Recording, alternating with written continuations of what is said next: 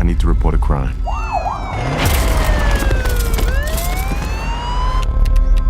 And this was cash? Yes, ma'am. Okay. Can you describe the suspect? Big guy, must weigh 250. We're gonna hold on to this money. I didn't get his badge number, but his last name's Marston.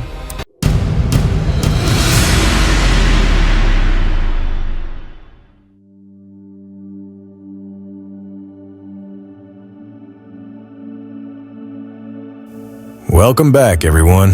It's your boy, Alexander Omoni. And today, we got a thriller that's packed with tension, action, and just the right amount of grit.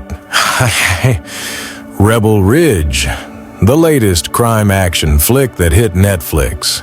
If you're into stories of corruption, high stakes, and a former Marine kicking butt, then this one's for you. But before we get into the nitty-gritty, make sure to smash that like button and subscribe if you haven't already. I'll be dropping reviews like this every week, and trust me, you don't want to miss out. All right, so let's dive in. Rebel Ridge tells the story of Terry Richmond, played by Erin Pierre. This guy is a former Marine. And let me tell you, Pierre brings a lot of heart to the role. You can feel the tension building from the moment Terry rolls into town on his bike, ready to post bail for his cousin, Mike. But of course, things don't go as planned, because hey, what's a thriller without a little chaos, right? Now, the heart of this movie lies in the corrupt police force. And that's where things start to get really interesting. Terry's got $36,000 in his pocket, totally legit.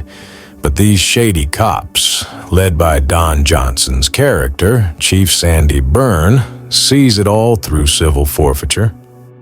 This sets up the entire plot, and you're instantly hooked, asking yourself, how is this guy going to get out of this mess?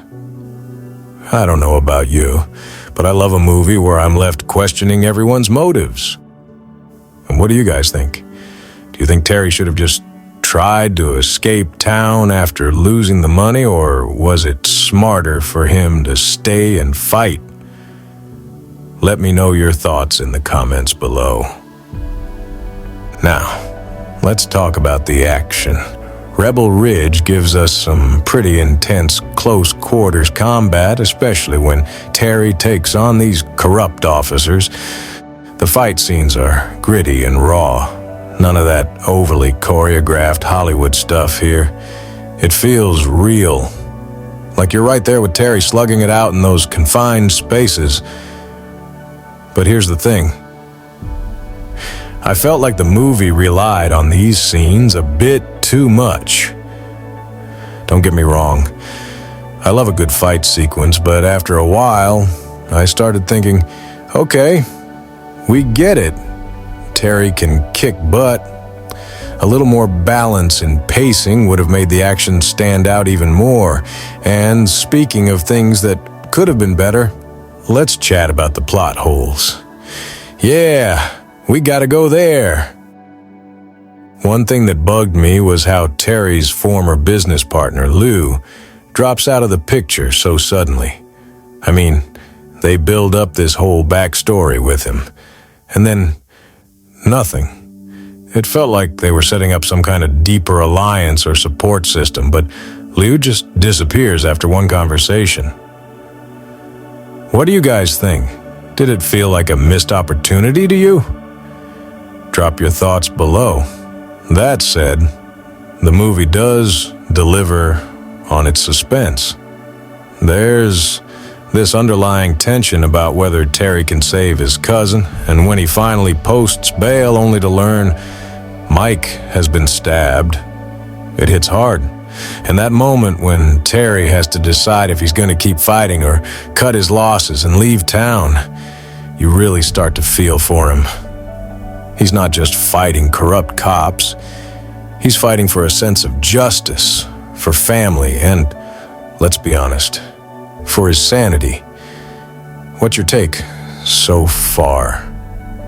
Make sure to leave a comment below, and while you're at it, hit that subscribe button so you don't miss the next half of the review. Let me know if you'd want to see more action movies like this on the channel too. Now that we've covered the action-packed first half of Rebel Ridge, let's dive into the real meat of the movie, the plot twists, the character development, and of course, where things start to unravel a bit. If you've just tuned in, be sure to go back and check out the first part of this review. Alright, so, where were we? Ah yes, Terry has just found out his cousin Mike didn't make it. Oof, that scene hits hard. After all that effort, the bail, the fighting, Mike still dies. It's one of those moments where you start questioning the whole system.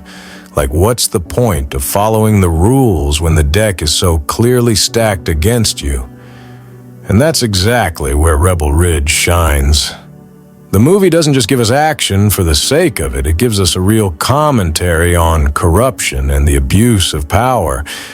You can feel Terry's frustration, and at this point, you're rooting for him to take down everyone in his path.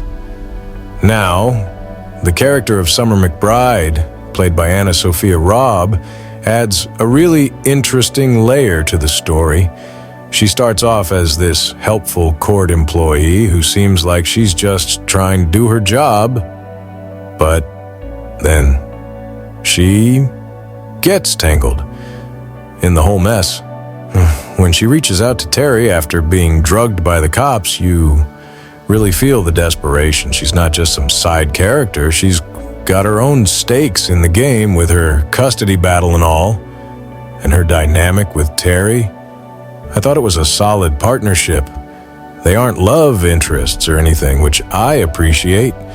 It's more of a we need to survive kind of bond, and that felt refreshing. But here's the thing, and maybe this is just me, but I felt like Summer's character could have been fleshed out a bit more. She's strong, resourceful, and clearly someone who stands up for what's right, but we don't get a ton of background on her. What led her to this moment? Why is she so invested in helping Terry? I wanted more of her story, and it would have added a nice depth to the movie. What do you guys think? Did Summer's character work for you, or did you want more backstory too? Let me know in the comments below. Okay, let's talk about the ending. You know how some movies build up all this tension and you're just waiting for that final payoff? Well, Rebel Ridge delivers on that front. The final showdown between Terry and the corrupt officers is intense, and the way Terry finally outsmarts them with the dash cam footage, it's clever, but it's also satisfying. It's that classic, the bad guys finally get what's coming to them moment. And when Officer Jessica Sims turns on her fellow officers, that was a twist I didn't fully see coming, but it made sense. She's been in the background the whole time, clearly uncomfortable with what's happening. So when she makes her move, it feels earned. That said, I wish the final confrontation had a little more weight to it. Don Johnson's Chief Byrne is built up as this corrupt, untouchable figure, but when Terry takes him down, it almost feels too easy. I wanted more of a showdown between the two, something that would really test Terry's limits. It's not a huge issue, but it would have made the ending a bit more impactful. Before we wrap up, can we talk about the cinematography for a sec? Jeremy Saulnier really knows how to make a scene look raw and gritty. The close-up shots during the fight sequences, the bleak small-town setting, it all adds to the atmosphere of the film. You can feel the tension in every scene, and that's a huge credit to the direction. So, to sum it all up, Rebel Ridge is a solid thriller with strong performances, gritty action, and a plot that keeps you hooked. It's not without its flaws, some pacing issues here, a bit of underdeveloped character there, but overall it's a movie that delivers on its promise. Have you seen it yet? What's your take? Let me know in the comments below, and as always, don't forget to like, subscribe, and hit that notification bell so you don't miss any of my upcoming reviews. Thanks for hanging out with me, and I'll catch you guys in the next one.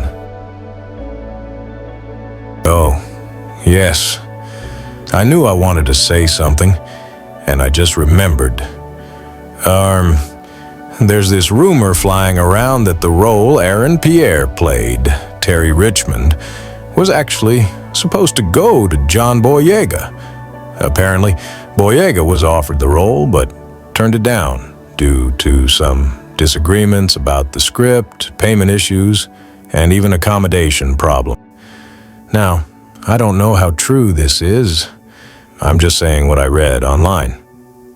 But here's the twist. Boyega's agent denied those allegations, saying he rejected the role due to family reasons. Who knows? So that's how they ended up replacing Boyega with Pierre. By the way, what did you all think of Erin's performance? Did he own that role, or what? Some people are out here saying he exceeded their expectations, and they couldn't imagine anyone else playing that part. What about you guys? Do you think Erin nailed it, or would you have preferred to see Boyega in the role? Drop your thoughts in the comments below.